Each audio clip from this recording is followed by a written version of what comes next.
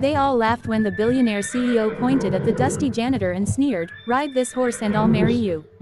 But the smirk vanished the moment the janitor swung into the saddle and revealed who he really was. Subscribe now for stories that will leave you speechless.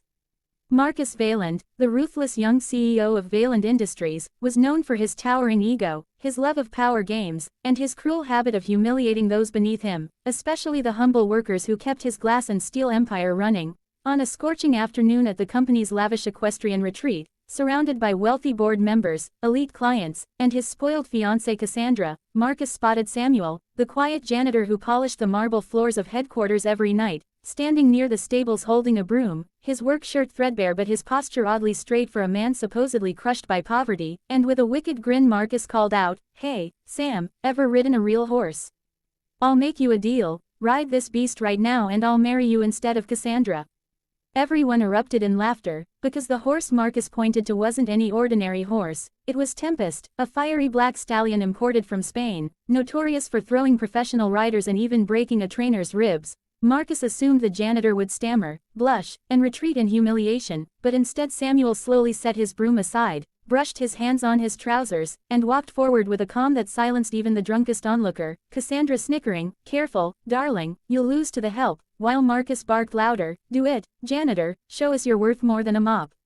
The crowd shifted from amusement to unease when Samuel met Marcus's eyes with a gaze too sharp, too unwavering for a mere janitor, and without a word Samuel approached Tempest, murmuring something in a language no one recognized, placing a hand on the stallion's mane as the fiery beast, who moments earlier had kicked down a fence rail, stood utterly still, lowering his head as though greeting an old friend, and then in one fluid motion Samuel vaulted onto the horse's back barehanded, no saddle, no bridle, stunning the onlookers into breathless silence. Marcus's grin faltered as Samuel urged Tempest into a gallop, weaving between obstacles, leaping the paddock fence, performing moves only an elite rider could manage, and when Samuel dismounted lightly, Tempest nuzzled him like a loyal companion rather than a dangerous animal. Whispers rippled through the crowd as Samuel dusted his hands, looking utterly unruffled, and Marcus, now pale, sputtered, Who the hell are you?" But Samuel only tilted his head and said, "You told me to ride," turning to leave, which only inflamed Marcus's pride. He blocked Samuel's path, demanding answers, but at that moment an elderly man in a tailored suit, one of the board's biggest investors, rushed forward, eyes wide, exclaiming, "My God, that's Samuel Kalin, the heir to the Kalin equestrian fortune who vanished years ago." Gasps broke out, phones came up snapping photos, and Cassandra's smug smile drained away as Samuel's secret spilled.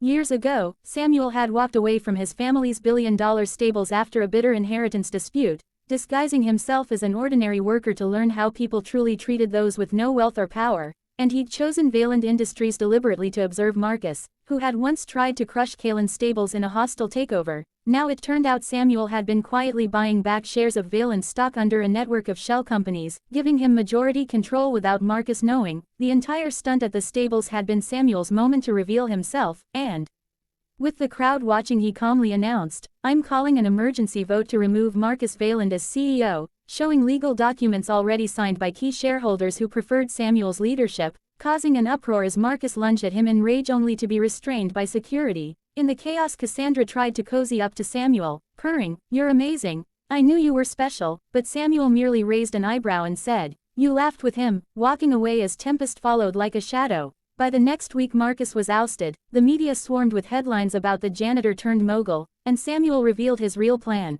to use Vaillant's vast resources to create scholarships and jobs for working-class employees rather than line executives' pockets, turning the company's culture upside down. But Samuel wasn't done yet.